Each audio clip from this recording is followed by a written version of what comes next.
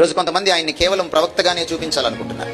ఎవరైతే ప్రవక్తగానే చూపించాలనుకుంటున్నారో యేసు ప్రవక్తనా దేవుడా అని ఈరోజు డిబేట్లు పెడుతున్నారు. ఆయనకి డిబేట్ ఏమక్కర్లా, చాలా సింపుల్ ప్రశ్నలు అడుగుతాం మేము, మీరు జవాబు చెప్తే చాలు. మీరు చెప్తున్నటువంటి గొప్ప ప్రవక్తకి ఈ ప్రవక్తకున్న లక్షణాలు ఉన్నాయా? బైబిల్లో కానీ ఖురాన్లో కానీ ఈ రెండింటిని మీరు ఏది తీసుకున్నా సరే, ఏ ప్రవక్త అయినా మరణాన్ని గెలిచాడా చెప్పండి? ఏ ప్రవక్త అయినా ఈయన లాంటి వ్యక్తిత్వం ఉందా?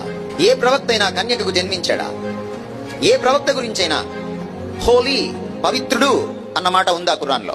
ఏ ప్రవక్త గురించైనా కలామల్లా అనుందా ఖురాన్లో?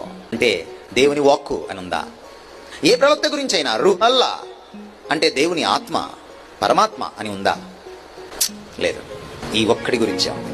మీ పుస్తకం ప్రకారం కూడా మీ ప్రవక్తలందరికంటే ఉత్తముడిన. ఇంకా మీ పుస్తకంలో ఏముంది? ఒకవేళ నీకేమైనా అర్థం కాకపోతే నీకు ముందే రాసిన బైబిల్ పుస్తకాన్ని రిఫర్ చేసుకోపో అని ఉంది. ఇందులో మీ పుస్తకం గురించి లేదు, కానీ అందులో మా పుస్తకం గురించి ఉంది. ఎందుకు డిబేట్లు? అవసరం లేదు. అది యేసుక్రీస్తు వారి ప్రత్యేకత.